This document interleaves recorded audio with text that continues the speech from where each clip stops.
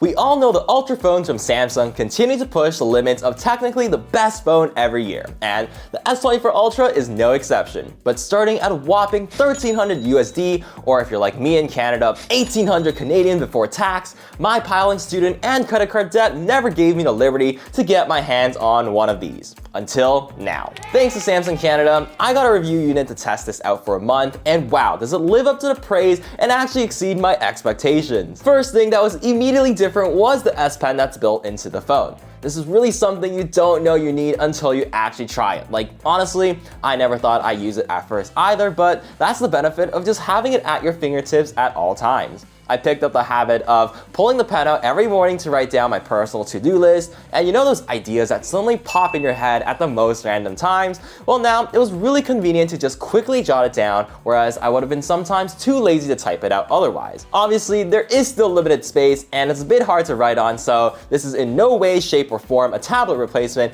especially if you're a student, but it can really help in a pinch if your iPad dies in class, or you just forgot to bring it completely, like I do sometimes. You know what you shouldn't forget though? Hitting that like and subscribe button if you would like to help this young man reach his dreams of being a YouTuber. Every single sub makes a difference and it just means so much to me. But anyways, when it comes to software, wow, did Samsung really hit it out of the ballpark this year.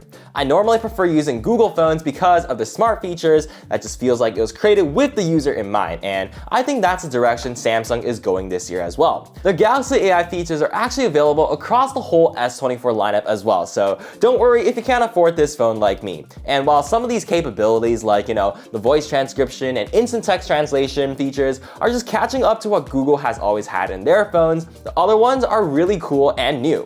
My absolute favorite one is the circle to search, which is basically Google Lens on the screen, but it just makes so much sense when you can do it on any screen at any time. Now you can just hold the home button and circle, tap, or underline anything you want, and it instantly provides a Google search for you. And also, it even works in the camera app, which is now just a powerful built-in Google Lens. And if you do need to end up taking notes on the S24 Ultra, their Notes Assist is basically like a built-in ChatGPT that helps you organize and summarize everything you've written. There's even a writing style feature for text messaging where the AI rewrites your words in a style that you want, which certainly reminds me of when ChatGPT first came out. Even cooler though is some of their translation features that let you hold not only a conversation over text with someone who speaks a completely different language, but even over the phone in real time. At their pre-launch event in San Jose, they actually had a demo where I got to call a Korean-speaking restaurant and set up a reservation without knowing how to speak Korean at all, which was crazy. It's honestly so great to see them remove barriers such as language, and their focus on AI this year is just really exciting because we're finally able to see more competition in software now. And it's true when they say that when there's competition, the true winners are us, the consumers. Speaking of winning, the S24 Ultra has been an absolute champ when it comes to battery life. I'm coming from the iPhone 15 Pro Max, which is supposed to have killer battery life, but it has been notorious for the lack of software efficiency for the past 2 years, and this phone just really shows the potential of how long a power user phone should actually last. Even when I'm using my 5G SIM card, I could easily get 8 to 10 hours of battery life on the S24 Ultra, which is almost double what I get on the iPhone. Even when I really try, it just seems really impossible to kill this phone in a day, and the only time I ever felt like this before was the iPhone 13 Pro series. There also have been no bugs, lags, or glitches at all during my experience, and the performance of this phone has gone to a point where I never have to think about it anymore, which is a great thing.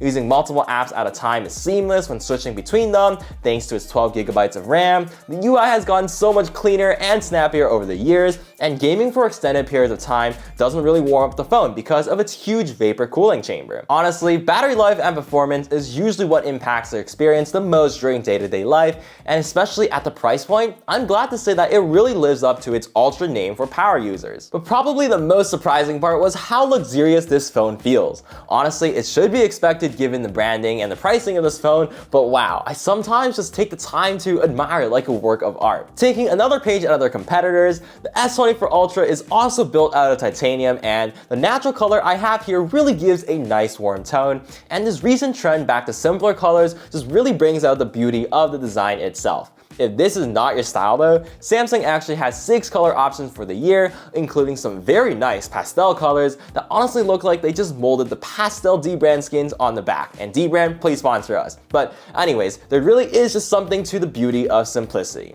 And no matter how you look at it, the S24 Ultra on the outside just looks like it's from another world, and the flush camera design continues to stand out from the crowd, even though it's been 2 years since it was first implemented. Truly an example of if it ain't broke, don't fix it. Similarly, their ultrasonic fingerprint scanners continue to be best in class. The difference isn't too noticeable now under normal circumstances compared to competitors who have caught up, but they really shine when it consistently recognizes your dry or dirty fingers instantly and all the time.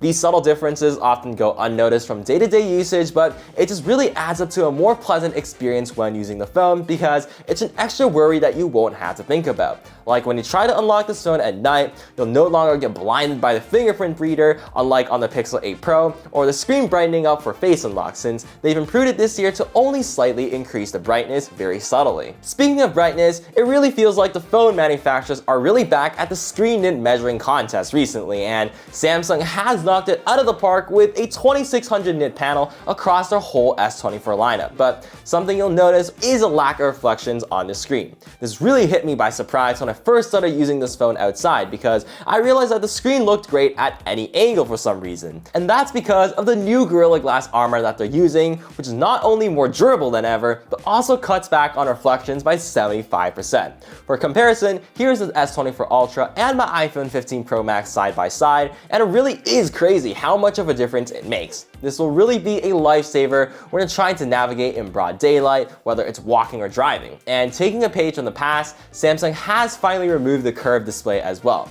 Even though it does dig into your palm a little when holding it with one hand, most of you will be using it with the case anyways, which completely removes that problem. And with the thinner bezels than ever, the flat edges and boxy corners just make this phone look and feel like a luxurious, beautiful slab of glass with its perfectly symmetrical bezels. And you know what else is perfect? The speakers, which are fantastic. I'm gonna be super honest and say that I do prefer the iPhone 15 Pro Max ever so slightly more because of how full it sounds, but the S24 Ultra is no slouch either, with a bright and vibrant sound that can definitely get really loud as well. It definitely sounds much better than the muffled speakers of the Pixel 8 Pro. Something I also really like about the S24 Ultra is how versatile this camera is.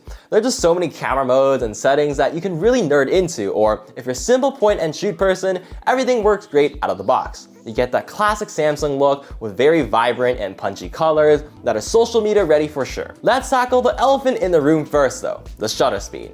It definitely has improved significantly compared to its predecessors, but there are 2 caveats still. First, it only shoots at a default of 12 megapixels, which means details do lag compared to other phones such as the 8 Pro and the iPhone 15 Pro Max, which shoots at a default of 24 megapixels. Second, the shutter lag is just slightly there still, and taking photos of moving subjects still get you that motion blur, unfortunately.